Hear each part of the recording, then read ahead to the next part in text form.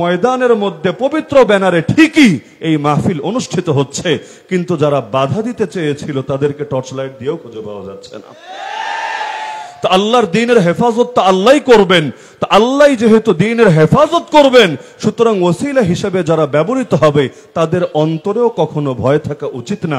এই আলোচনার সঙ্গে সম্পর্কিত হলো আজকের এই ব্যানার, আজমতে খাতমে নবুয়ত। খাতমে নবুয়তের এই মর্যাদা, এই শিরোনাম, এই শানটা আল্লাহ রসুল নিজের থেকে নিজের জন্য প্রয়োগ করে নিয়েছেন এমন না।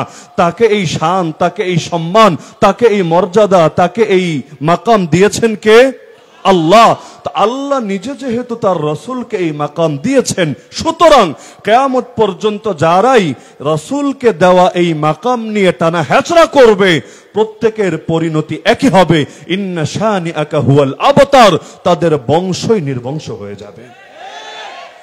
তো রব্বুল আলামিন একটা মাহফিল করেছিলেন সেই রুহের জগতে সকল নবীদেরকে একত্রিত করে। মানে এই মাহফিল সর্বসাধারণের জন্য না, বরং এই মাহফিলের শ্রোতা হলেন সকল নবী, সকল রসুল, আর মাহফিলের আলোচক হলেন স্বয়ং রব্বুল আলামিন আল্লাহ তাআলা। সেখানে রব্বুল আলামিন কি বলেছিলেন কোরআন মাজিদের সূরা আলে ইমরানে হুবহু তুলে ধরেছেন। ওয়াইদ আখাযাল্লাহু মিসাকান নাবিয়্যিন, আল্লাহ বলছেন, হে নবী স্মরণ করুন ওই সময়ের কথা যখন আল্লাহ সকল নবীর থেকে ওয়াদা নিয়েছিলেন। আদম আলাইহিস সালাম থেকে শুরু করে ঈসা আলাইহিস সালাম পর্যন্ত সকল নবীর থেকে আল্লাহ এই ওয়াদা, এই অঙ্গীকার, এই প্রতিশ্রুতি নিয়েছিলেন। লামা আতাইতুকুম মিন কিতাবি ওয়া হিকমা, শোনো হে নবীরা, আমি যে তোমাদেরকে কিতাব দিব এবং হিকমত দিব, তোমাদেরকে কিতাব আর হেকমত দেওয়ার পরে সুম্মা, আরবিতে সুম্মা শব্দ ব্যবহৃত হয় সেখানে যেখানে আগেরটার পরেরটার মধ্যে অনেক দূরত্ব থাকে। সামান্য দূরত্ব হলে সুম্মা বলে না। যেমন আমি এখন বয়ান করছি, মাগরিবের নামাজের বিরতি হবে, নামাজের পরে আবার আরেকজন বক্তা স্টেজে বয়ান করতে উঠবে। তা আমি যদি বলতে চাই যে আমার পরে ওই বক্তা আসবে, আরবিতে এটা বোঝানোর জন্য সুম্মা বলা হবে না, ফা বলা হবে। ফা, ফা মানে কি? যে উনি শেষ করবে, তার সামান্য পরেই আবার ওই হুজুরটা আসবে। সুম্মা বলা হয় কখন? যখন আগের জন আর পরের জনের মধ্যে বিশাল দূরত্ব থাকে। তো আদম আলাইহিস সালাম থেকে ঈসা আলাইহিস সালাম পর্যন্ত সকল নবীর থেকে আল্লাহ ওয়াদা নিচ্ছেন যে তোমাদেরকে তো কিতাব দেব, নবুয়ত দেব, শরিয়াত দেব, হিকমত দেব, সুন্নাত দেব, কিন্তু তোমাদের সবার অনেক পরে, কত পরে? ঈসা আলাইহিস সালাম দুনিয়া থেকে যাওয়ার 500 বছরের অধিক কাল পরে একজন রাসূল আসবেন। সুম্মা জাআকুম রাসূল, সেই রাসূলের নাম কি? আল্লাহ বলেন নাই। আল্লাহ বলছেন, শোনো, তোমাদেরকে কিতাব, নবুয়ত, শরিয়াত, হিকমত, সুন্নাত সব দেওয়ার পরে সবার শেষে একজন রাসূল আসবেন, মুসাদ্দিকুল লিমা মাআকুম, যিনি নতুন কোন দাওয়াত দিবেন না, তোমাদের আদর্শকে সত্যায়ন করবেন। কারণ আমরা জানি সব নবীর ঈমানের দাওয়াত এক, সব নবীর আকীদার দাওয়াত এক, সব নবীর আখলাকের দাওয়াত এক, সব নবীর দ্বীনের মূল কথা এক। পার্থক্য শুধু আমলের বিধিবিধানে, পার্থক্য শুধু শরীয়তের প্রাসঙ্গিক হালাল হারামে, শাখার মধ্যে পার্থক্য থাকে, মূলে পার্থক্য থাকে না। আমার রাসূল হাদিসে বলেছেন, আল আমবিয়াউ ইখওয়াতুন লিআল্লাত উম্মাহাতুহুম শাত্তা ওয়া দীনুহুম ওয়াহিদ। তো সকল নবীর আদর্শ যেহেতু একই, এজন্য আদম নবীও দাওয়াত দিয়েছেন লা ইলাহা ইল্লাল্লাহ বলে। আমার রাসূল এসে নতুন কালেমা আবিষ্কার করেন নাই, দাওয়াত দিয়েছেন একই কালেমা বলে, লা ইলাহা ইল্লাল্লাহ। হ্যাঁ, পরিবর্তন এসেছে যুগের নবীর নামে। যেই যুগের উম্মত যেই নবীকে পেয়েছে তাদেরকে তার নামে কালেমা পড়তে হয়েছে, কিন্তু লা ইলাহা ইল্লাল্লাহ শুরুতে যা ছিল আজও হুবহু তাই আছে। তা আল্লাহ বলে দিলেন, সেই নবী যখন আসবেন, সেই রাসূল যখন আসবেন, তার ব্যাপারে তোমাদের কাজ হবে দুইটা। এক নম্বর কাজ, লাতুমিনুন্না বিহি, তার উপর ঈমান আনতে হবেই হবে। নিজে নবী হয়েছো তাতে কি, নিজে রাসূল হয়েছো তাতে কি, ওই রাসূলকে পাওয়ার পর এক নম্বর দায়িত্বই হলো তার উপর ঈমান আনতে হবে। দুই নম্বর দায়িত্ব, ঈমান এনেই শেষ না, ওয়ালা তানসুরুন্না, তাকে সাহায্য করতে হবে, তার দ্বীনকে বিজয় করতে হবে, তার শরীয়তকে জিন্দা করতে হবে, তার কিতাবকে পৃথিবীর মধ্যে প্রতিষ্ঠা করতে হবে। যত যতভাবে নুসরত করা যায়, সাহায্য করা যায় সেটা করতে হবে। এটা বলার পরে আল্লাহ বললেন, এবার বলো তোমরা আমাকে কি এই মর্মে ওয়াদা দিয়েছো? তারা বললেন, হ্যাঁ আমরা দিলাম, আমরা এটা মেনে নিলাম। আল্লাহ বললেন, এবার তোমরাও সাক্ষী থাকো, আমিও তোমাদের সঙ্গে সাক্ষী থাকলাম, কিন্তু মনে রাখবা এই ওয়াদা দেওয়ার পরে ফামান তাওয়াল্লা বাদা যালিক, যে এর থেকে মুখ ফিরিয়ে নেবে, ফাউলাইকা হুমুল ফাসিকুন, তারাই পাপিষ্ঠ এবং ফাসিক বলে বিবেচিত হবে। তা নবীদেরকেও কত বড় হুঁশিয়ারি যে নিজে নবী তাতে কি, আখেরি পয়গম্বরকে পেয়ে গেলে তার উপর ঈমানও আনতে হবে, তাকে সাহায্য করতে হবে। এজন্য কিয়ামতের আগে নবী ঈসা আলাইহিস সালাম যখন আসবেন, আমার নবীর শরীয়তকেই দুনিয়াতে জিন্দা করবেন, আমার নবীর উপর ঈমানের ঘোষণা দেবেন, কারণ এই মর্মে সকলে আল্লাহর সঙ্গে প্রতিজ্ঞাবদ্ধ হয়েছেন। এবার এই আয়াতটার আলোকে, যেহেতু আমার নবী যে খাতামুন নবীন এই সংক্রান্ত সূরা আহজাবের যে আয়াত আছে, ওই আয়াতটাকে আমাদের দেশের মাথা মোটা কাদিয়ানীরা অপব্যাখ্যা করে। তারা বলে খাতামুন নবীন মানে শেষ নবী না, খাতামুন নবীন মানে হলো নবীদের মোহর, নবীদের সিল, ভিআইপি নবী, স্পেশাল নবী। তো তারা যুক্তি দেয়, এমন তো হতে পারে মাহফিলে প্রধান বক্তা আগে এসেছে, বিশেষ বক্তা পরে এসেছে, কোন অনুষ্ঠানে প্রধানমন্ত্রী আগে এসে চলে গিয়েছে, সাধারণ মন্ত্রী পরে এসেছে, হতে পারে। তারা বলতে চায় তিনি ভিআইপি নবী, আগে এসেছেন, তাতে কি?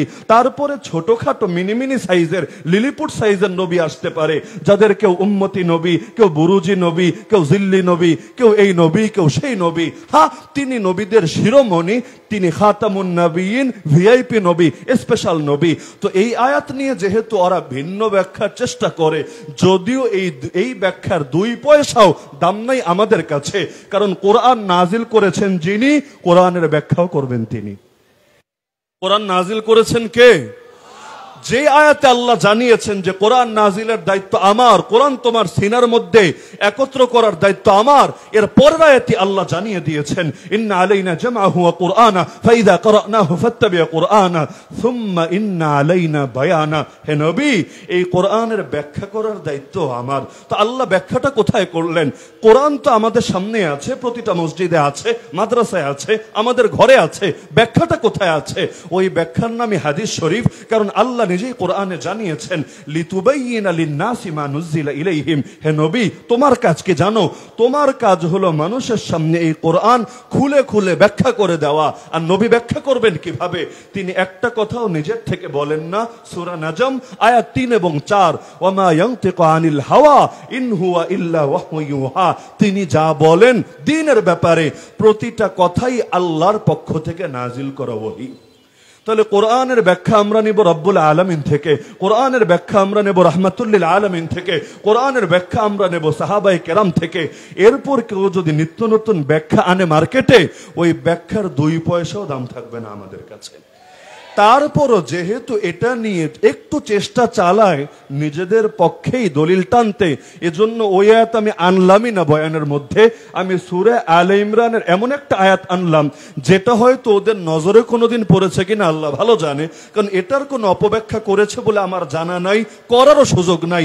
যদি করে, সেই ব্যাখ্যা গাঞ্জট্টি মার্কা ব্যাখ্যা ছাড়া কোনো ব্যাখ্যাই হবে না। কারণ যেই কথার কোনো স্পেস নাই, সুযোগ নাই, সেটা কিভাবে বললেন?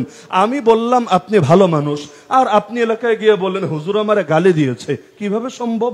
ভালো মানুষ, এটা বরিশালেও গালি না, চিটাগাঙ্গেও গালি না, সিলেটেও গালি না, নোয়াখালীতেও গালি না। তো এটাকে গালি বলে চালাবেন কিভাবে?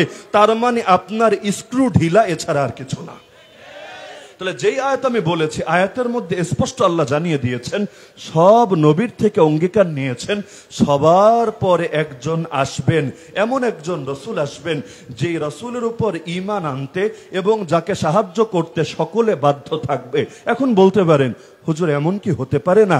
এই রাসূল মানে মুহাম্মদুর রাসূলুল্লাহ সাল্লাল্লাহু আলাইহি ওয়াসাল্লাম না, এই রাসূল মানে ওদেরই নেতা, এমন হতে পারে কিনা? না, পারে না। কেন? কারণ এই রাসূল মানে যে আমার নবী, এটাকে স্পষ্ট রাখার জন্য অতীতে এত নবী আসলো, লক্ষ লক্ষ নবী, কিন্তু কোন নবীর শানে এই রাসূলুল্লাহ শব্দওয়ালা কালেমার সন্ধান খুঁজে পাবেন না। আদম নবীর কালেমা দেখেন, লা ইলাহা ইল্লাল্লাহ আদম সফিউল্লাহ। ইব্রাহিম নবীর কালেমা দেখেন, লা ইলাহা ইল্লাল্লাহ ইব্রাহিম খলিলুল্লাহ। ইসমাইল নবীর কালেমা দেখেন, লা ইলাহা ইল্লাল্লাহ ইসমাইল দবিহুল্লাহ। মুসা নবীর কালেমা দেখেন, লা ইলাহা ইল্লাল্লাহ মুসা কালিমুল্লাহ। ইউসুফ নবীর কালেমা দেখেন, লা ইলাহা ইল্লাল্লাহ ইউসুফ সিদ্দিকুল্লাহ। নূহ নবীর কালেমা দেখেন, লা ইলাহা ইল্লাল্লাহ নূহ নজিউল্লাহ। ঈসা নবীর কালেমা দেখেন, লা ইলাহা ইল্লাল্লাহ ঈসা রূহুল্লাহ। কোন জায়গায় রাসূলুল্লাহ শব্দ নাই, হ্যাঁ ভিন্ন শব্দ পাচ্ছি, কিন্তু রাসূলুল্লাহ শব্দ পাচ্ছি না। রাসূলুল্লাহ শব্দ আছে এক নবীর কালেমায়, লা ইলাহা ইল্লাল্লাহ মুহাম্মাদুর রাসূলুল্লাহ। তো এই রাসূল মানে কোন রাসূল, এটা স্পষ্ট এমন ভাবে রাখা হয়েছে, এই রাসূল শব্দটা অন্য কোন নবীর কালেমার সঙ্গে যুক্ত হয় নাই অতীতেও কখনো। তার মানে আমার নবী যখন আসলেন, এই আয়াতের বাস্তব নমুনা যখন সামনে চলে আসলো, আমার নবীও যখন ঘোষণা দিলেন, আরে আজকে আমার ভাই মুসা যদি জীবিত থাকতো, আমার অনুসরণ করা ছাড়া দ্বিতীয় কোনো পথই তার সামনে খোলা ছিল না।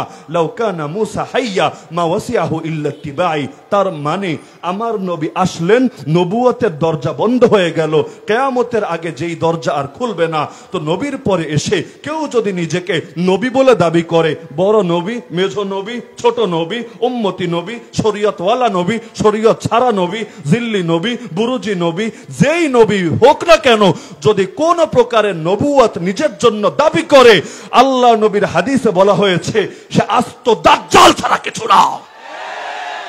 নবী বলেন আমার পরে কিয়ামতের আগে অন্তত 30টা দাজ্জাল আসবে।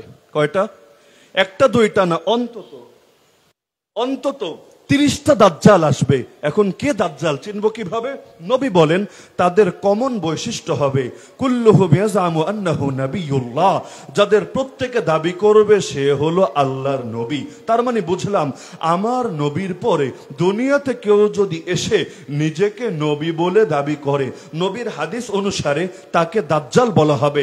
দাজ্জাল মানে হলো মহা ধোঁকাবাজ। পৃথিবীতে ধোঁকাবাজ তো বহু রকমই থাকে, কেউ দেশপ্রেমের নামেও ধোঁকাবাজি করে, কেউ মুক্তিযুদ্ধের চেতনার নামেও ধোঁকাবাজি করে, কেউ উন্নয়ন উন্নয়ন উন্নয়ন উন্নয়ন ইত্যাদি ডায়লগের নামেও ধোঁকাবাজি করে, কেউ স্বজন হারানোর বেদনা আমার চাইতে কে ভালো বোঝে এরকম ডায়লগ মেরেও ধোঁকাবাজি করে। তো ধোঁকাবাজির রঙের তো শেষ নাই। সব ধোঁকাবাজির চাইতে বড় ধোঁকাবাজি যে নিজেকে একজন নবী বা রাসূল বলে দাবি করে।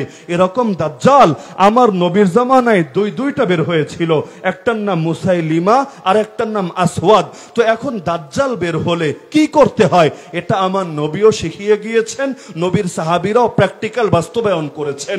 আসওয়াদ আনাসিকে আল্লাহর নবীর জামানায় জাহান্নামে পৌঁছে দেওয়া হয়েছে, আর মুসাইলিমা কাযযাবকে আবু বকর রাদিয়াল্লাহু আনহুর জামানায় তার পাঠানো বাহিনী গিয়ে সেখানে ওয়াহশী রাদিয়াল্লাহু তাআলা আনহু জাহান্নামে পৌঁছে দিয়ে এসেছে। তার মানে নবীর পরে যারাই নিজেদেরকে নবী বলে দাবি করবে তাদের ব্যাপারে উম্মার করণীয় একটাই, তাদেরকে জাহান্নামের রাস্তার দিকে পৌঁছে দিয়ে আসতে হবে।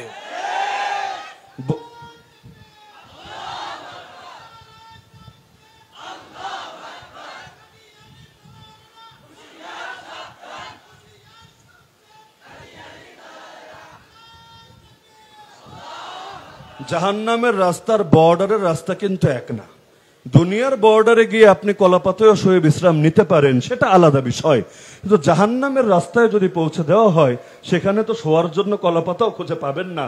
তো জাহান্নামে যে এই দাজ্জালদেরকে পৌঁছে দেওয়া হবে এটা আল্লাহ নবী নিজেও শিখিয়ে গেলেন, তারপরে সাহাবীরাও বাস্তবায়ন করলেন, এবং উম্মার এই ব্যাপারে কোনো দ্বিমতই নাই। মান সাব্বা নাবিয়ান ফাকতুলু, যারাই নবীদেরকে শুধু গালিগালাজ না, সাব্বা সাতামা মানে খালি গালিগালাজ না, যারাই নবীদের মানহানি করবে, নবীদের অবমাননা করবে, নবীর শান নিয়ে টানা হেচড়া করবে, তাদের ব্যাপারে সাজা একটাই, ফাকতুলু, তাদেরকে মৃত্যুদণ্ডে দণ্ডিত করতে হবে। গুস্তাখে রাসূল সরতন সে জুদা। যদিও দুঃখজনক ব্যাপার 2013 থেকে আন্দোলন করেও আজ 2024 এই দাবিটা আমরা বাস্তবায়ন করতে পারলাম না যে আল্লাহর নবীর শানে কেউ গালিগালাজ করলে সে পৃথিবীতে বেঁচে থাকার অধিকার রাখে না। যার কারণে এখনো কিছু মানুষ বাক স্বাধীনতার নামে, কথার স্বাধীনতার নামে আল্লাহ নবীর শানে বেয়াদবি চালিয়ে যাচ্ছে, সাহাবীদের শানে, কোরআনের শানে, রব্বুল আলামিনের শানে বেয়াদবি চালিয়ে যাচ্ছে। যুক্তি দিচ্ছে এটা নাকি ওদের মুখের স্বাধীনতা। এমনকি এই যে 5 আগস্ট, 1 মাস আগে দেশ নতুন ভাবে স্বাধীন হওয়ার পর, আমি নাম বলবো না, বিধর্মী একটা লোক, নাম বললে অনেকে আবার সাম্প্রদায়িক উস্কানির দিকে নিয়ে যাবে, বিধর্মী একটা লোক সে প্রকাশ্যে লেখালেখি করেছে যে আসলেই বাংলাদেশ স্বাধীন হয়েছে কিনা এটা বোঝার জন্য একটা আলামত যাচাই করতে হবে। কি আলামত? যেদিন দেখবা বাংলাদেশে নবীকে গালি দেওয়ার অধিকার পাওয়া যাচ্ছে, স্বাধীনতা পাওয়া যাচ্ছে, বুঝবা সেদিন আসলেই দেশ স্বাধীন হয়েছে। আর যদি এটা না হয় তাহলে বুঝবা দেশ এখনো স্বাধীন হয় নাই, লড়াই এখনো বহু দূর পর্যন্ত বাকি আছে। অথচ তার মাকে যদি কেউ গালিগালাজ করে সে সহ্য করবে না, কারণ সে তখন বলবে না এটা তার মুখের স্বাধীনতা, কথার স্বাধীনতা, বাক স্বাধীনতা। তো সে নিজে তার মাকে গালিগালাজের স্বাধীনতা দিতে চায় না, কিন্তু আল্লাহ নবীরে গালিগালাজ করা স্বাধীনতার জন্য আন্দোলন করতে আবার ছাড়ে না। অথচ আমার ছোট্ট মস্তিষ্কে যেটা ধরে, যদি কারো মুখে লাগাম না থাকাই স্বাধীনতা হয়, স্বাধীনতা মানে হলো মুখে কোনো লাগাম থাকতে নাই, যারে মনে চায় তারে গালি দেওয়া যাবে, যার মনে চায় তার কার্টুন ছাপা যাবে, যার শান মনে চায় তার শান নিয়ে টানা হেচড়া করা যাবে। কারণ খাতমে নবুয়ত আমার রাসূলের শান, তিনি নবুয়ত পেয়েছেন, রিসালাত পেয়েছেন, এটাও তার শান। তো কেউ যদি বলে আমার নবীর নবুয়ত এবং রিসালাতের শান নিয়ে কোনো কটূক্তি করে, সে যেমনি ভাবে নবীর শানে বেয়াদবি করে, কেউ যদি খাতমে নবুয়তের চাদর ধরে টানা হেচড়া করে, সেও তো একই রকম বেয়াদবি করে। তো কেউ যদি বেয়াদবি করেই নিজের মুখের বাক স্বাধীনতার প্রকাশ ঘটাতে চায়, তাহলে মানুষ তার হাতে লাগাম লাগিয়ে রাখবে কোন দুঃখে? আরে তোর মুখে যদি লাগাম না থাকে, তোর মুখের স্বাধীনতার যদি চর্চা এটা হয়ে থাকে, তুই তোর মুখ দিয়ে আল্লাহ নবীকে গালি দিবি, এটাই তো স্বাধীনতা। তাহলে আমার হাতে লাগাম থাকবে কোন যুক্তিতে? তোর মুখের স্বাধীনতার যদি দাবি হয় আল্লাহ নবীকে গালি দেওয়া, মুসলমানের হাতেরও স্বাধীনতা হবে। তোদের মতো শয়তানদেরকে জাহান্নামে পৌঁছে দাও। আর যদি তোমরা চাও যে তোমাদের ব্যাপারে মুসলমানদের হাতে লাগাম থাকুক, তাহলে আগে নিজেদের মুখে লাগাম লাগাও, উভয় সমান করো। কারণ কেউ পাবে আর কেউ পাবে না, তা হবে না, তা হবে না। তাহলে আমার নবী যে শেষ নবী, এটা কোরআনের আয়াত দ্বারাই প্রমাণিত কিনা? এমনকি কোরআনের এই পরিমাণ আয়াত থেকে এটার পক্ষে দলিল দেওয়া সম্ভব যে রাত পুড়িয়ে গেলেও আলোচনা করে শেষ করানো যাবে না। আল্লাহ নবীর নাম যেই কয়টা আছে, সহিহ বুখারীর একটা হাদিস আছে, নবী বলেন আমার 5টা নাম রয়েছে, লি খামসাতু আসমা, আমার নাম রয়েছে স্পেশাল ভাবে 5টা। 1 নম্বর নাম আনা মুহাম্মদ, আমার নাম মুহাম্মদ। 2 নম্বর আনা আহমদ, 3 নম্বর আনাল মাহি, 4 নম্বর আনাল হাশির। এগুলোর ব্যাখ্যা আমি যাচ্ছি না, যেহেতু লম্বা সময় লাগবে। 5 নম্বর নাম নবী বলছেন ওয়া আনাল আকিব, আকিব আমার নবীর একটা নাম। আকিবের অর্থ কি নবী নিজেই ব্যাখ্যা করেছেন, আই আল্লাযী লা নাবিয়্যা বাদি, অর্থাৎ আমার পরে আর কোন নবী নাই। তো নবীর নামই হলো সর্বশেষ, নবীর নামই হলো আকিব। তো যেই নবীর নামই আকিব, সেই নবীর পর কেউ নিজেকে নবী বলে দাবি করে কিভাবে? এমনকি নবী দাবি করে রাখেন। আমরা তো নবীর সঙ্গে শিরিকের পথ খোলা রাখি না। নবীর সঙ্গে শিরিক মানে কি? নবীর সঙ্গে শিরিক মানে হলো আল্লাহর নবী এক শরীয়ত এনে দিয়েছেন, সে নতুন করে আরেক শরীয়ত ইম্পোর্ট করছে, যেগুলোকে আমরা বেদাত বলি আর কি। আল্লাহ নবী একটাকে করে গেলেন হালাল, সে এসে এখন সেটার মধ্যে বিভিন্ন কিছু সংযোজন করে অনেক হারাম মিশিয়ে ফেলছে। অথবা আল্লাহ নবী কোনোটাকে করে গেলেন হারাম, এটাকে সে হালালের রূপ দেওয়ার চেষ্টা করছে। যেমন নবী গান বাজনাকে হালাল করেছেন না হারাম? আরে হালাল করেছেন না হারাম? এখন তুই কত বড় সুফি হয়েছিস রে পাগলা, যে তুই এখন কাওয়ালির নামে, নবী প্রেমের নামে, ইশকে রাসূলের নামে, মিলাদে নবীর নামে বিভিন্ন নাম দিয়ে, ঢোল নিয়ে, তবলা নিয়ে, বাদ্যযন্ত্র নিয়ে, বিভিন্ন হারমোনিয়াম এবং বিভিন্ন ধরনের এই সমস্ত জিনিসপাতি নিয়ে এবার তুই চেতনার গান গাচ্ছিস, আল্লাহর কথা নবীর কথা সুরে সুরে বলছিস, যে সঙ্গে বাদ্যযন্ত্র মিশ্রিত করা হচ্ছে। অথচ আমার নবী দুনিয়াতে এসেছেন বাদ্যযন্ত্র ভেঙে গুড়িয়ে দেওয়ার জন্য।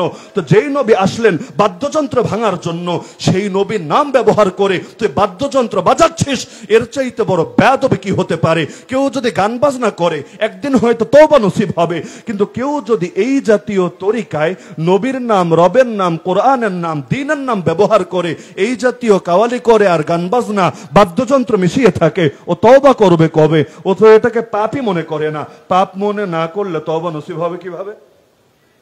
এরকম বেদাতের যত দরজা খোলে এগুলো তো আমরা অ্যাকসেপ্ট করি না, কারণ আল্লাহর নবীর কোন শানের সঙ্গে আমরা অন্য কাউকে শরীক মানতে পারি না।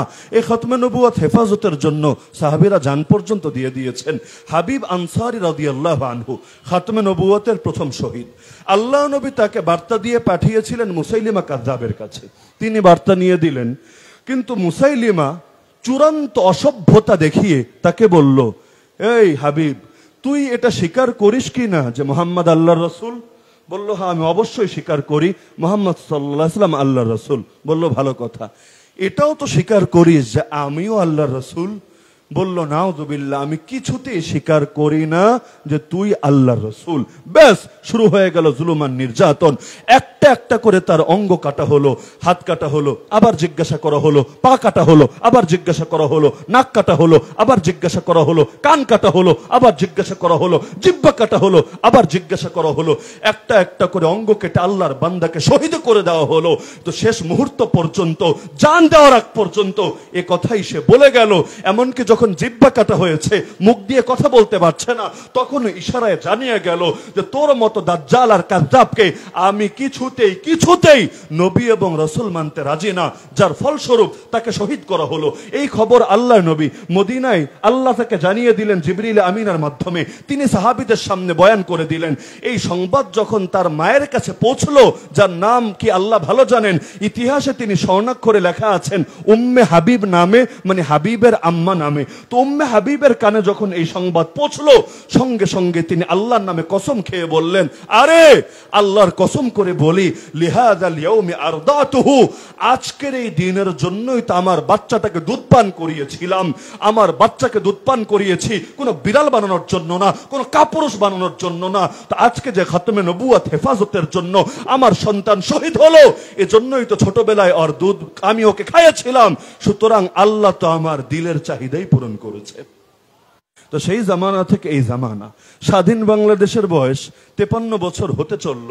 এখন আন্দোলন করা লাগে যে খতমে নবুয়ত সংরক্ষণ করো, সংরক্ষণ করার জন্য আইন প্রণয়ন করো। যারা খতমে নবুয়তের চাদর ধরে টানা হেঁচড়া করে ওদেরকে কাফের বলে ঘোষণা করো। আবার এখন নাকি বিতর্কও করা লাগবে। কাদিয়ানীরা দাবি করে, না না না, আমরা খতমে নবুয়ত অস্বীকার করি না, আমরা রাসূলকে সর্বশেষ মানি না। এটা ভুল কথা, এটা সত্য না। নাউযুবিল্লাহি মিন যালিক। আরে কাদিয়ানীরা যে কাফের, তারা যে অমুসলিম, এটা প্রমাণ করার জন্য খালি খতমে নবুয়ত হাজার কারণ দেখানো সম্ভব। আর একটা একটা করে ধরেন, এই কাদিয়ানী নিজেকে যে ঈসা নবী দাবি করেছে, এজন্য তো কাফের। কাদিয়ানী নিজেকে যে আল্লাহর খলিফা মাহদি দাবি করেছে, যদিও মাহদির কোনো আলামত মেলে নেওয়ার সাথে এবং বিভিন্ন নসের অপব্যাখ্যা করেছে, এজন্য তো কাফের। কাদিয়ানীদেরকে তৈরি করেছে ব্রিটিশরা। আজও পর্যন্ত ওদের হেড অফিস লন্ডনে, সেই ব্রিটেনের প্রাণ কেন্দ্রের মধ্যে। তো এই ব্রিটিশরা ওদেরকে তৈরি করেছে জিহাদের বিরুদ্ধে ফতোয়া দেওয়ার জন্য। কাদিয়ানী নিজে বলেছে, আমি এক আলমারি বই লিখেছি জিহাদ এই যুগে হারাম, এটা প্রমাণের জন্য। তো যেই কাদিয়ানীদেরকে তৈরি করা হয়েছে জিহাদ বিরোধী ফতোয়া দেওয়ার জন্য, এবং যে নিজে স্পষ্ট স্বীকার করেছে আমি দুনিয়াতে নবী হয়ে আসার পর থেকে জিহাদ রহিত হয়ে গিয়েছে। তো ইসলামের যে কোনো বিধান যদি কেউ অস্বীকার করে তাকে কাফেরই বলে। নামাজ অস্বীকার করলে যেমন কাফের, রোজা অস্বীকার করলে যেমন কাফের, হজ অস্বীকার করলে যেমন কাফের, জিহাদ আর খেলাফত অস্বীকার করলেও একই রকম কাফের। তো ও কাফের, এটা প্রমাণের জন্য দলিলের কি অভাব আছে? আর এটা তো কোনো ইখতিলাফি মাসালা না, মাযহাবি লামাযহাবি, কওমি আলিয়া, তাবলিগি অথবা পীর সাহেবের মুরিদ, বাঙালি অবাঙ্গালি, বিদেশি, আরে শিয়া সুন্নি, শিয়ারাও পর্যন্ত মানে কাদিয়ানীরা কাফের, সুন্নি রাখেন। মানে ওদের কুফরের ব্যাপারে দ্বিমত কেউ করে নাই, করার ন্যূনতম কোনো সুযোগ নাই। যেই পাকিস্তানটা গালি দেয় সবাই শত্রু রাষ্ট্র বলে, 1974 সালে সেই পাকিস্তানেও কাদিয়ানীদেরকে অমুসলিম বলে ঘোষণা করে দেওয়া হয়েছে। আর এই স্বাধীন সোনার বাংলাদেশে 2024 সালে এসেও আন্দোলন করা লাগছে। কাদিয়ানীদেরকে জলদি কাফের ঘোষণা করো, ধোঁকাবাজির পথ বন্ধ করো, কারণ রাষ্ট্র কখনো ধোঁকাবাজের সহযোগী হতে পারে না। আমরা এই কথা বললে, আমরা তো বলি আসলে নাই মামার চাইতে কানা মামা ভালো এই হিসাবে। কারণ কাদিয়ানীদেরকে কাফের ঘোষণা না করলে জন্ম পরিচয়ে মুসলমান, আইডি কার্ডে মুসলমান, আবার জন্ম নিবন্ধনে মুসলমান, পাসপোর্টে মুসলমান, সব জায়গায় ইসলামের পরিচয় ব্যবহার করে। অনেক গ্রামের সাধারণ মানুষ না বুঝে নিজের মেয়েকেও বিয়ে দিয়ে থাকে ওদের কাছে, কারণ অনেক মানুষ, গ্রামের সাধারণ মানুষ কোনটা আকীদা, কোনটা ঈমান, কোনটা কুফর, এই সেনসিটিভ জিনিসগুলো তো পার্থক্য করতে পারে না। তো এই যে তার কাছে মেয়ে বিয়ে দিচ্ছে, এই বিয়ে কি হবে? ইসলামের দৃষ্টিতে ওই সন্তান, ওই ঘরে যে সন্তান জন্ম নেবে, হালালজাদা হবে না হারামজাদা হবে?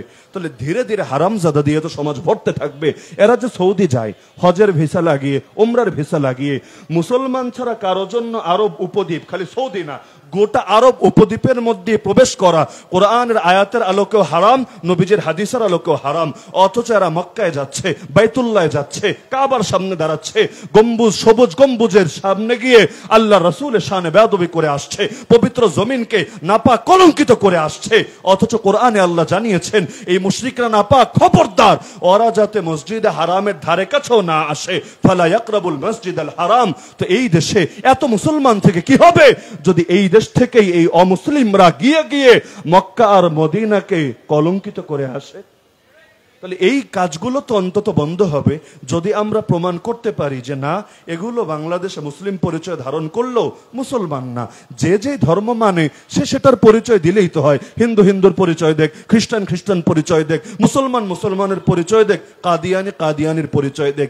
এ কথা বললে মজার একটা পয়েন্ট বলি আর কি, আমরা এ কথা বললে আমাদেরকে টিটকারি মারে কি বলে জানেন? পলাতক নেত্রীজি টিটকারি মারতো একটা কথা বলে, কে মুসলমান আর কে কাফের এটা নিয়ে তোমাদের টেনশন করার কি ঠেকা পড়েছে? এটা আল্লাহর উপর ছেড়ে দিলে হয় না? এই কথা বলতো না? কে বলতো না? তো বাকিটি আল্লাহর উপর ছাড়তে পারো না? কে দেশপ্রেমিক আর কে দেশপ্রেমিক না, কে মুক্তিযুদ্ধের চেতনা লালনকারী আর কে মুক্তিযুদ্ধের চেতনা লালনকারী না, কে দেশদ্রোহী, এগুলো সব আল্লাহর উপর ছাড়তে পারো না? বলবে না না, ওগুলোর সাথে তো দুনিয়ার অনেক বিষয় সম্পর্ক আছে। তো পাগল, তোর এগুলোর সাথে দুনিয়ার সম্পর্ক আছে আর ধর্ম পরিচয়ের সঙ্গে কিছু সম্পর্ক নাই। কাফেররা তো সালাম দেওয়া জায়েজ নাই, কাফেরের তো জানাজা পড়াও জায়েজ নাই, কাফেরকে তো মুসলমানদের গোরস্থানে দাফন করাও জায়েজ নাই। আরে কাফের সে যদি তার বাপ মুসলমান হয়, তাহলে বাপ মরলে সেই সম্পদের ওয়ারিশ হবে না, তাকে সম্পদের ওয়ারিশ বানানো যাবে না। এমনকি ওরে যদি কেউ দুনিয়ার ওপারে পৌঁছে দিয়ে আসে, এজন্য সেই মুসলমানকে অন্য সাজা দিলেও মৃত্যুদণ্ডে দণ্ডিত করা যাবে না। লা ইউকতালু মুসলিমুন বিকাফিরিন, স্পষ্ট ফতোয়া। তাহলে অনেক কিছু সম্পর্ক তো এটার সাথে আছে। আর মজার বিষয় হলো, ওরা তো বলে সেকুলার রাষ্ট্রের কাছে ফতোয়া চাও কোন দুঃখে? আমরা তো ধর্মীয় রাষ্ট্র না, ইসলামী রাষ্ট্র না। তাহলে হুজুররা তোমরা কেন বলো যে সংসদ থেকে, পার্লামেন্ট থেকে কাদিয়ানীদেরকে কাফের ঘোষণা করতে হবে? ফতোয়া কেন চাচ্ছ আমাদের কাছে? আমরা বলি, আরে ফতোয়া কে চেয়েছে তোদের কাছে পাগল? ফতোয়া তো আমরাই দিচ্ছি সুস্পষ্টভাবে। এই যে আমাদের শাইখুল ইসলাম আল্লামা আহমদ শফি রহমাতুল্লাহ মৃত্যুর কিছুদিন আগেও তো লক্ষ লক্ষ জনতার সামনে বলে গিয়েছিলেন যে কাদিয়ানীরা তো কাফের, কাফেরই। যারা জেনে বুঝে ওদের কাফের মনে করবে না, ওরাও কাফের। তো ফতোয়া আমরা তোদের কাছে চাচ্ছি না। কে বলেছে তোদেরকে ফতোয়া দিতে? ফতোয়া তো আমরা দিচ্ছি, তোদেরকে খালি বলছি ধোকাবাজির মুখোশটা উন্মোচন করে দিতে, ধোকাবাজের সহযোগী না হতে। আর রাষ্ট্র ইসলামী রাষ্ট্র না বলেই, এই কথাটা অনেকে বলে না, বলতে চায় না, তবু আমি বলছি, যদি কেউ এখানে উস্কানি খুঁজে পান আমার কিচ্ছু করার নাই। তাব্বাত ইয়াদা আবি লাহাবি ওয়া তাব পড়লেও কেউ বলবে কি রে, আবু লাহাবের বিরুদ্ধে উস্কানিমূলক বয়ান হচ্ছে। ফেরাউনটা যে আয়াতে আল্লাহ জাহান্নামের ধমকে শুনিয়েছে, এটা পড়লে অনেকে বলবে মহামান্য মাননীয় বাদশাহ ফেরাউন, এক দেশের প্রেসিডেন্ট, সাবেক প্রেসিডেন্ট, তাকে কিভাবে বদনাম করা হচ্ছে? এটাও তো সাম্প্রদায়িক উস্কানি বটে। তো কেউ উস্কানি খুঁজে পেলেও কিছু করার নাই। কিন্তু বাস্তবতা কিন্তু এটাই এটাই এটাই যে দেশটা সেকুলার দেশ বলেই আমরা এই দাবি করছি যে পার্লামেন্টে ওদেরকে অমুসলিম বা ধর্মীয় সংখ্যালঘু বলে ঘোষণা দাও। দেশ যদি ইসলামী দেশ হতো, দেশ যদি কোরআন সুন্নাহ শাসনে পরিচালিত দেশ হতো, তাহলে ওদেরকে ধর্মীয় সংখ্যালঘুর মর্যাদা দেওয়ার কথা বলতাম না রে ভাই। ধর্মীয় সংখ্যালঘুর মর্যাদা তারা পায় যারা কুফর আর শিরকে লিপ্ত হয়েছে। কিন্তু যারা আমার নবীর শানে বেয়াদবি করে, নবীর শান নিয়ে টানা হ্যাচড়া করে, তাদেরকে ধর্মীয় সংখ্যালঘু বলে না, তাদেরকে ইসলামের ভাষায়, ফতোয়ার ভাষায় মুলহিদ বা জিন্দিক বলে। যে জিন্দিকদের ব্যাপারে ইসলামের ফতোয়া একটাই, গ্রেফতার করার আগে তওবা করলে তওবা কবুল করা হবে। গ্রেফতার যদি একবার করা হয়, তাদেরকে মৃত্যুদণ্ডে দণ্ডিত করতে হবেই হবে। সব ব্যাপারে সফট হওয়া যায় না, হওয়ার সুযোগ থাকে না। কাদিয়ানীরা সাধারণ কাফের না, হিন্দু খ্রিস্টান বৌদ্ধ এরাও আপনাদের নজরে কাফের মুশরিক, তো বলবেন কাদিয়ানীও কাফের মুশরিক, মানে সমান হয়ে গেল তাহলে। আরে হিন্দু খ্রিস্টানের সঙ্গে যুদ্ধে গিয়েও চুক্তি করা যায় নাকি যায় না? আল্লাহ নবী নিজে অনেক সময় যুদ্ধ না করে সন্ধি চুক্তি করেছেন নাকি করেন নাই? কাফেরের সাথে মুশরিকের সাথে সন্ধি চুক্তিও করা যায়, কিন্তু মুরতাদ আর জিন্দিক, মুরতাদ বুঝেন? মুরতাদ হলো আগে মুসলমান ছিল, এখন ইসলাম ছেড়ে দিয়েছে, যেমন আসাদ নূর। আগে এক সময় মুসলমান ছিল, এখন কোরআনের পৃষ্ঠা ছিঁড়ে ছিঁড়ে পর্যন্ত বেয়াদবি করছে। ওর কপাল ভালো, মুসলমানদের হাতের নাগালের বাইরে আছে। যেদিন মুসলমান ওরে পাবে, নামাজি মুসলমান পাক আর বেনামাজি মুসলমান পাক, দুর্বল আমলের পাক আর সবল আমলের পাক, ওই দিনই ওর জীবনের শেষ দিন হবে। তাহলে এক হলো মুরতাদ, যারা ইসলাম ত্যাগ করেছে, আর আরেক হলো জিন্দিক, যারা নিজেরা আগে ইসলামে থাক বা না থাক, কিন্তু আকীদা লালন করে কুফরি পরিচয় ব্যবহার করে ইসলামের, মানে আসলে কাফের, যেন কাফের কিন্তু পরিচয় ব্যবহার করে ইসলামের, ধোঁকাবাজ। এদেরকে বলা হয় জিন্দিক, মুলহিদ, মুনাফিক। ওরা খালি জিন্দিগি না রে ভাই, ওরা হলো শাতিমে রাসূল, গোস্তাখে রাসূল। আমি দায়িত্ববোধের সাথে বলছি, কারো যদি সন্দেহ থাকে ইকফারুল মুলহিদিন পড়েন, আল্লামা আনোয়ার শাহ কাশ্মীরি রাহমাতুল্লাহ আলাইহি তাকফীর সংক্রান্ত যে বইগুলো আছে এগুলো পড়েন, এরপর আপনারা যাচাই করেন যে কাদিয়ানী কি সাধারণ কাফের নাকি নির্দিষ্ট পর্যায়ের কাফের। যে কাদিয়ানীরা তারা হলো জিন্দিক, শুধু জিন্দিগি না, তারা গোস্তাখে রাসূল, শাতিমে রাসূল, নবীর সাথে বেয়াদবি করেছে, আল্লাহ নবীর অবমাননা করেছে। আল্লাহ নবীর একটাই, যদি গ্রেফতারের আগে যদি তওবা করে আগে একা একা ভালো হয়ে যায় সেটা ভিন্ন আলা, কিন্তু ইসলামে হুকুমত যদি থাকে আর একবার যদি ওরা গ্রেফতার হয়, ওদের সাজা হয় মৃত্যুদণ্ড। এমনকি মুরতাদকে 3 দিন তওবার সুযোগ দেওয়া হয়, জিন্দিককে গ্রেফতার করলে আর তওবার সুযোগ দেওয়া হয় না, তাদেরকে মৃত্যুদণ্ড দেওয়া পরিহার্য হয়ে যায়। দেশ ইসলামী দেশ না বলেই আমরা নরম নরম কথা বলছি যে ধর্মীয় সংখ্যালঘু বলে ঘোষণা দাও। দেশ যদি ইসলামী হতো, তোমরা তো ল্যাজ গুটিয়ে পালানোর জায়গাও খুঁজে পেতাম। শুকরিয়া আদায় করো যে আমরা তোমাদের ব্যাপারে নরমটাই চাচ্ছি, গরমটা চাচ্ছি না। কারণ যেই সময় যতটুকু শক্তি থাকে আর কি, এই যে ইন্ডিয়ান মিডিয়া গুলো আমাদের হুজুরদের গালি দেয় না, জঙ্গি টঙ্গি বলে, এই যে এক হুজুর বের হলো 2 সপ্তাহ হয়েছে, বাংলাদেশের পত্রিকার ঘুম হারাম না হলেও ইন্ডিয়ার পত্রিকার ঘুম হারাম হয়ে গিয়েছে। নাম দিয়েছে ছোটা লাদেন। বাহ, ছোটা লাদেন, তার মানে মেজো লাদেন বড় লাদেনও আছে আর কি। ছোটা লাদেন আ গায়া, তো ভালো কথা। আমাদেরকে যে তোমরা গালি দাও জঙ্গি বলে, মৌলবাদী বলে, সাম্প্রদায়িক উস্কানিদাতা বলে, উগ্রবাদী বলে, টেরোরিস্ট বলে, আমি খালি কি চিন্তা করি জানেন? কেউ মনে কষ্ট নিয়েন না, আমি খালি চিন্তা করি আসলেই যদি এই দেশের আলেম ওলামারা, আসলেই যদি এই দেশের তাওহীদে মুসলমানরা উগ্র হতো, যদি আসলেই তারা জঙ্গি হতো, আসলেই তারা টেররিস্ট হতো, তাহলে এই জালেমরা, এই মুসলমানদের রক্ত খেকোরা, ওরা তো ইঁদুরের গর্তেও পালানোর জায়গা খুঁজে পেত না। মুসলমান নরম বলেই ওরা শান্তিতে আছে, মুসলমান এখানে দুর্বল বলেই, শান্তশিষ্ট বলেই ওরা এখনো পর্যন্ত দুনিয়াতে বেঁচে পড়ে আছে। নইলে আমরা আন্দোলন করেছি যে গুজরাটের কসাইকে আসতে দিও না, মনে আছে না আপনাদের? যে আন্দোলনের কারণে বেশি না আমরা 1400 জন জেল খেটে এসেছি, কেউ 1 বছর, কেউ 3 বছর, কেউ 2 বছর, বিভিন্ন মেয়াদের টাইম। দাবিটা কি ছিল? কঠিন দাবি না, যে গুজরাটের কসাইরা আসতে দিও না, আর যখন চলে এসেছে তাড়াতাড়ি ভাগায় দাও, যত তাড়াতাড়ি ভাগাবা ততই তোমাদের জন্য কল্যাণ হবে। অথচ এটা কিন্তু আসলে ওই টেরোরিস্ট আর উগ্রবাদী গালির আলামত না। কারণ আসলেই যদি এই দেশের মুসলমান উগ্রবাদী হতো, তাহলে আসতে দিও না বলতো না, বলতো আসো ভাতিজা আসো, ওয়েলকাম ওয়েলকাম ওয়েলকাম, আসবা নিজের ইচ্ছায়, যেতে পারবা না আর বাপের জন্মেও। আমাদের পীর সাহেব মধুপুর হাফিজাহুল্লাহ, আল্লাহ তাআলা হযরতের হায়াতে বরকত দান করুন, আমার বড় মজা লেগেছে। বাইতুল মুকাররমের সামনে দাঁড়িয়ে হযরত যে সাহসের সঙ্গে কথাটা বলেছেন, অনেকে হয়তো আমরাও বলতে পারবো না, আমার যেই কয়বার মনে পড়ে ওই কয়বার হাসি আসে। হুজুর বলেছিলেন, গোপালগঞ্জের গোপালীরা, তোমরা যে তরবারি নিয়ে, রামদা নিয়ে, দা নিয়ে আন্দোলনে নেমেছো, আর্মির গাড়িতেও হামলা চালাচ্ছ, যে কোনো মূল্যে নেত্রীজিকে ফিরাতে হবে, আমরা একমত আছি তোমাদের সাথে। শুভ কাজে দেরি করতে নাই, জলদি কাজটা করে ফেলো, যেমনে পারো আন্দোলন করে হোক, জ্বালাও পোড়াও করে হোক, রাজপথ বন্ধ করে হোক, আমি আমার ভাষায় বলছি আর কি, তাড়াতাড়ি তাড়াতাড়ি নেত্রীজিকে ফিরিয়ে আনো। ফিরিয়ে আনবা তোমাদের ইচ্ছায়, বাকিটা হবে আমাদের ইচ্ছায়।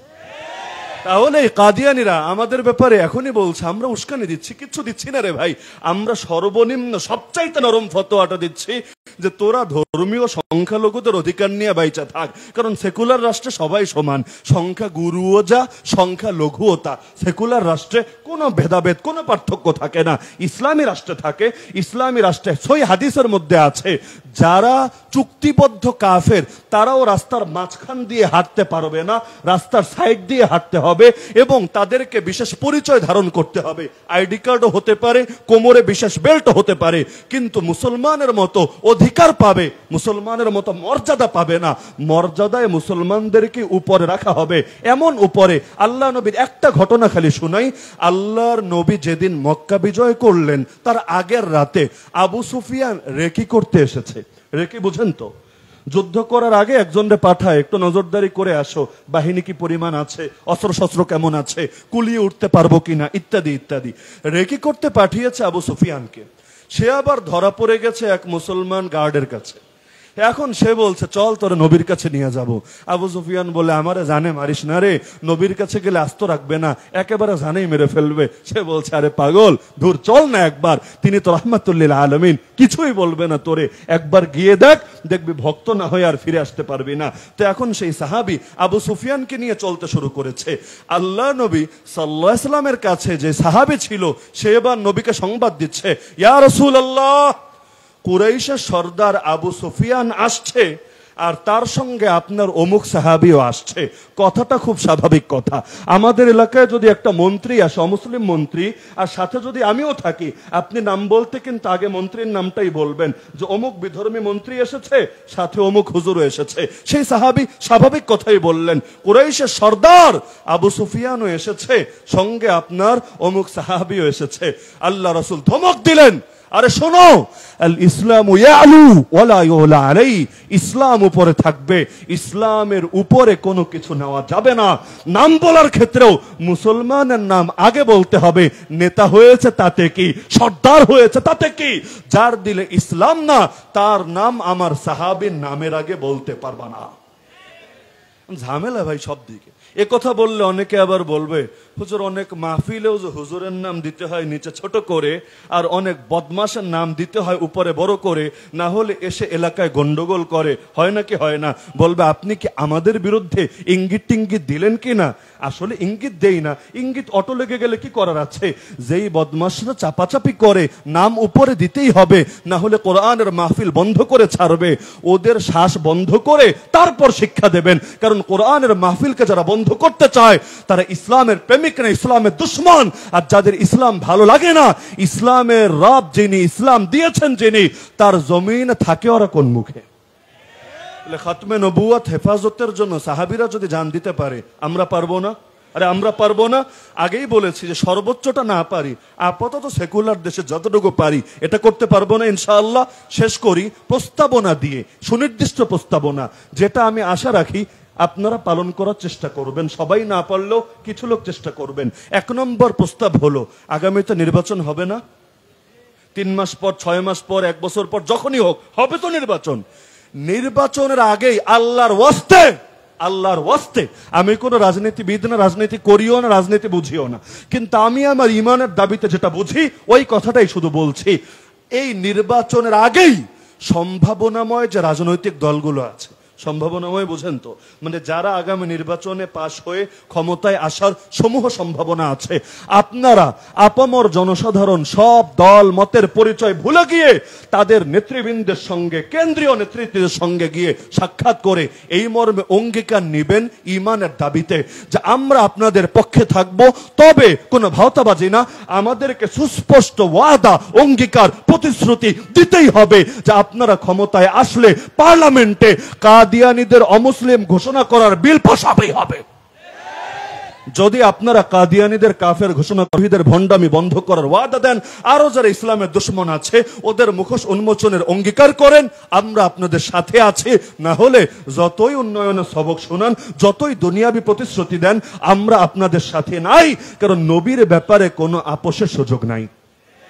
খুব খারাপ প্রস্তাব দিলাম? যদিও রাজনীতি করি না, আগেই বলেছি, আমি আমার ইমানের দাবিতে যতটুকু বুঝি এটাই বললাম। এবং আমি মনে করি এখনই সময়, এখনই সুযোগ। বাংলাদেশে যত ব্যানারে আমরা খতমে নবুয়তের কাজ করি, ব্যানার কিন্তু একটা না, আমার জানা মতো 10-এর উপরে আছে, নাকি নাই? যাদের কোনো ব্যানার নাই, আমার আপনার মতো সাধারণ মানুষ, তারাও খতমে নবুয়তের সৈনিক, নাকি সৈনিক না?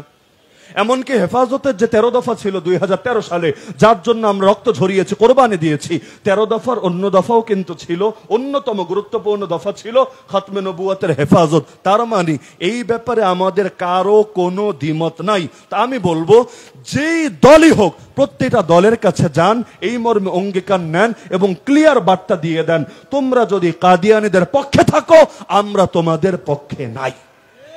হয়তো কাদিয়ানি নিয়ে থাকো, না হলে আমাদের নিয়ে থাকো, দুইটা একসঙ্গে চলবে না। সতীনের ঘর আমরা করব না, এই সমস্ত সতীন মানতে আমরা রাজি না। যদি আমাদের পছন্দ হয়, কাদিয়ানিরা তালাক দাও, আর যদি কাদিয়ানির লগে এত ভাব জমে, আমাদেরকে ভুলে যাও। এটা যদি এখন আপনারা কাজে লাগাতে পারেন, ইনশাআল্লাহ সুম্মা ইনশাআল্লাহ, আমি আশাবাদী আগামী কিছুদিনের মধ্যে আমরা কাদিয়ানিদেরকে ইনশাআল্লাহ মুসলিম ঘোষণা করাতে সফল হব। বলবেন নির্বাচনের পর যদি ওয়াদা না রাখে, ওয়াদা না রাখলে কিভাবে রাখাতে হয় ওই তরিকা আমাদের জানা আছে। সোজা আঙ্গুলে ঘি না উঠলে আঙ্গুল কেমন করা লাগে, ওই তরিকা আমাদের জানা আছে। সুতরাং আমরা প্রত্যেকে এই মর্মে প্রতিজ্ঞাবদ্ধ হই, আমার জান দিয়ে হলেও, আমার মাল দিয়ে হলেও, আমার সবকিছু দিয়ে হলেও আল্লাহ নবীর দুশমনদের চলবে। এর জন্য আমার বাবার কোল খালি হলে হবে, আমার মায়ের চোখ থেকে পানি ঝরলে ঝরবে, আমার সন্তান এতিম হলে হবে, আমার স্ত্রী বিধবা হলে হবে, কিন্তু এই সমস্ত নবীর দুশমনদের বিপক্ষে আমরণ লড়াই চলবেই চলবে, চলবেই চলবে, চলবেই চলবে। পারবেন তো ইনশাআল্লাহ? পারবেন তো ইনশাআল্লাহ? তা আল্লাহ তাআলা আমাদের সবাইকে খতমে নবুয়ত হেফাজতের জন্য নিজেদের জানের বাজি লাগানোর তৌফিক দান করুন, আর নবীর দুশমনদেরকে ওদের উপযুক্ত প্রাপ্য বুঝিয়ে দেওয়ার তৌফিক দান করুন। আমিন। ওয়া মা আলাইনা ইল্লাল বালাগুল মুবিন ওয়া আখিরু দাওয়ানা আলহামদুলিল্লাহি রাব্বিল আলামিন।